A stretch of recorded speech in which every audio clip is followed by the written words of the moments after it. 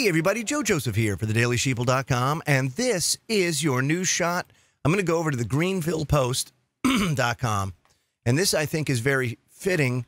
I've seen a lot of chatter in mainstream media, also in foreign policy circles, about this fear of a coming war.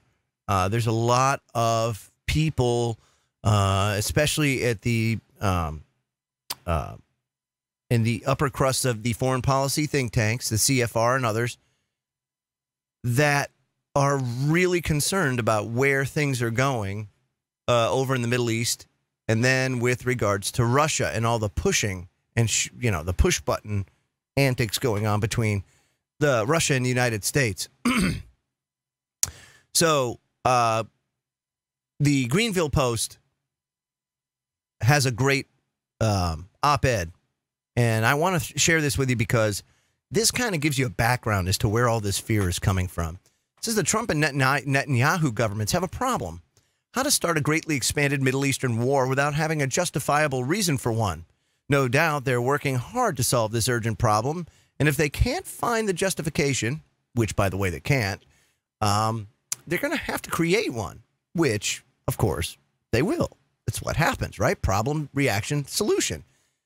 Or perhaps they'll find what they've already created. Whatever the solution, we should feel confident that they're not just sitting on their hands. History teaches those who care to learn that when aggressors place a gun on the wall in the first act of their play, it must go off in the final act. These sinister players, of course, have signaled us quite clearly what they have in store. All signs pointing towards, of course, an upcoming large-scale Israeli-U.S. attack on Lebanon and Syria, and all the sycophantic mainstream media are in the kitchen preparing for the feast. Russia and Iran are the main course, with Lebanon and Syria, who will be devoured first, as the hors d'oeuvres. As always, the media plays along as if they don't know what's coming. Everyone is in the know, that they know what's coming. They just don't know when. Because, of course, the only people that know when are the people in control. And the media wait with bated breath as they count down to the dramatic moment when they can report that incident that will compel the innocent to attack the guilty. Of course, anyone with a half brain can see the greatly increased anti-Russian propaganda the past few weeks. This happened as the Russiagate claims have fallen to pieces, as former CIA analyst Ray McGovern, the late Robert Perry, Paul Craig Roberts, and others have documented all of this. All across the media spectrum, from big-name corporate stenographers like the New York Times, CNN, National Public Radio, the Washington Post, to the Atlantic, the Nation, and other magazines and other leftist publications such as Mother Jones and Who, What, Why, and the Russia and the Putin bashing has, of course, become hysterical in tone, joined as it is with an anti-Trump obsession. And if Trump were a dear friend of Putin and Russia and wasn't closely allied with Netanyahu's government and its plans for Middle East, then a lot of this probably wouldn't be happening. But, of course, that was the plan, I think, for Trump going in. He was totally and completely railroaded. And what happens? We have what we have now. Trump, of course, partnering with Israel. And Israel's really starting to show its true colors as far as what it really is and what it's really all about, okay? Let's just stop using the Israel is the, God's chosen people, blah, blah, blah, blah, blah. It's not. It is not. It is an apostate imposter, if you will. It is a stunt double for the real Israel, the real chosen people, which is all of you that have accepted Jesus. It has nothing to do with a nation state. And the fact that it came back and it came around is more a sign of the end than it is of, oh boy, Israel is returned and yada, yada, yada. It is just a way for high-powered banking families like the Rothschilds and others to have projectable power using a puppet government, if you will, and that, of course, being Israel. It was a campaign that started 50 years before, at least 50 years before Israel was founded.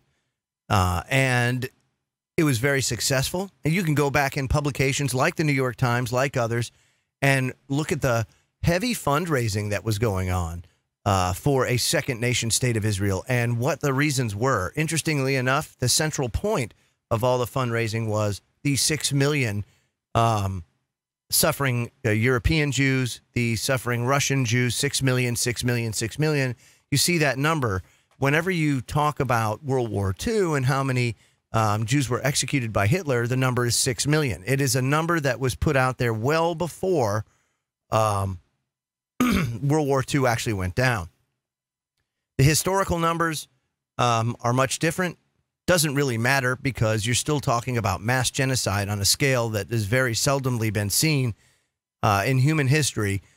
But there was an obvious campaign to bring about the second nation state of Israel. And in doing so, you have a people, the Palestinian people, that just kind of got kicked to the curb on all this kind of stuff. Even, I find it interesting that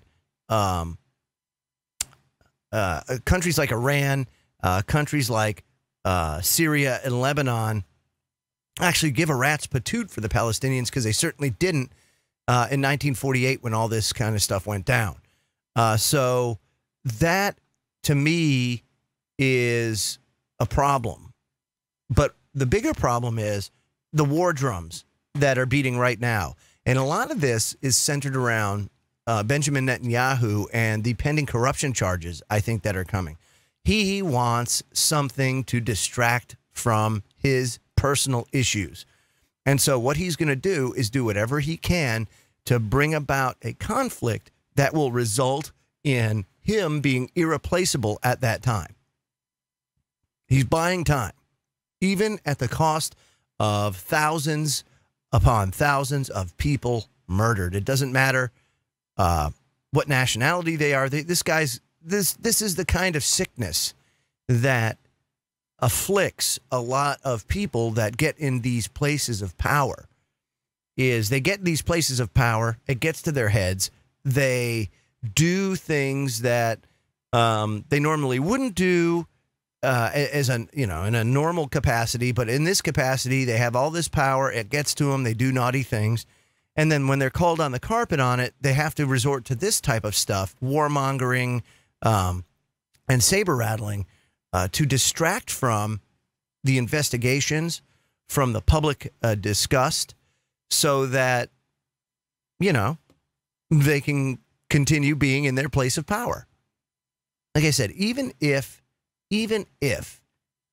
it leads to the slaughter of thousands of people, it doesn't matter because to them it's worth it. Putin is also has fallen prey to this, this political boogeyman. It started with Obama. He needed a distraction from all the controversy, and Putin was his distraction.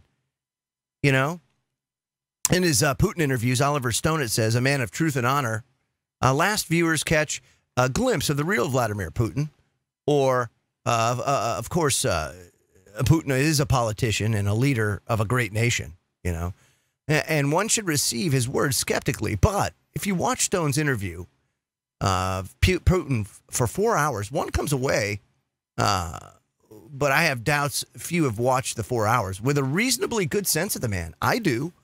And putting aside one's impression of him, he makes factual points that should be ringing loud and clear to anyone that's talking about these facts. One, that the U.S.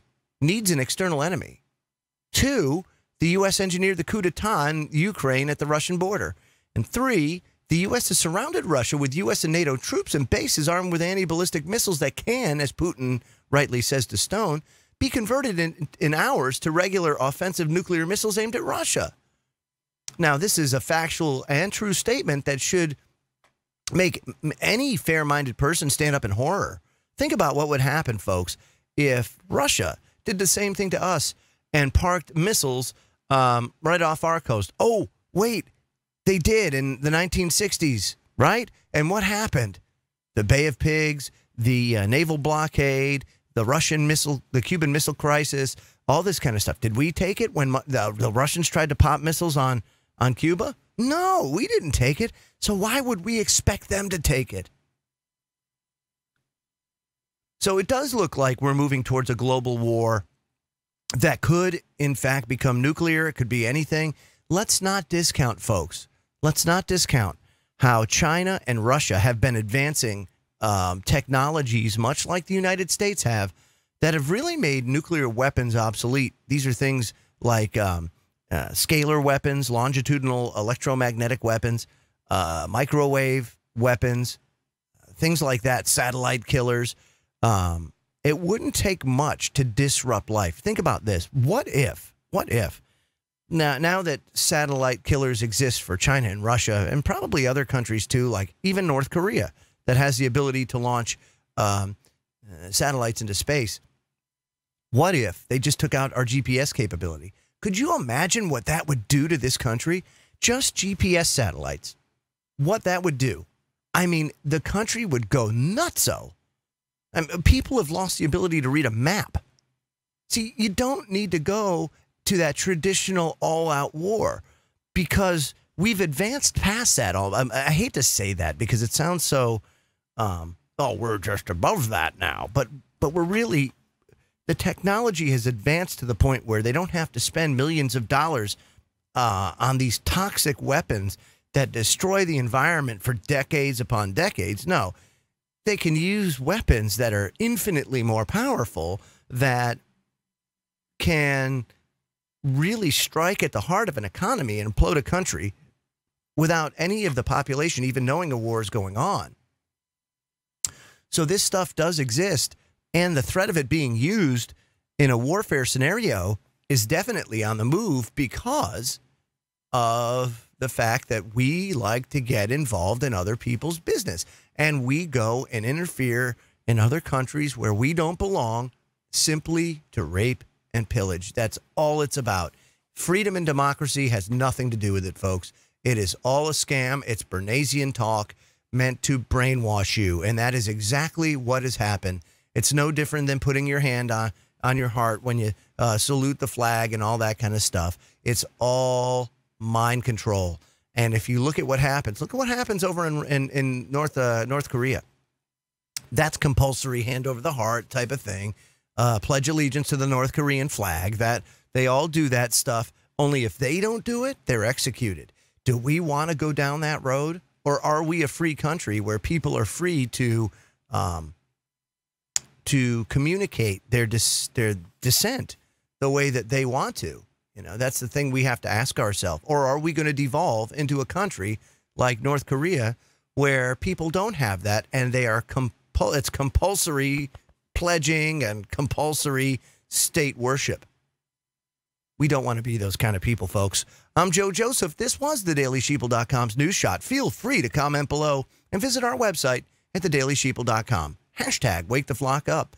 Have a great day, everybody.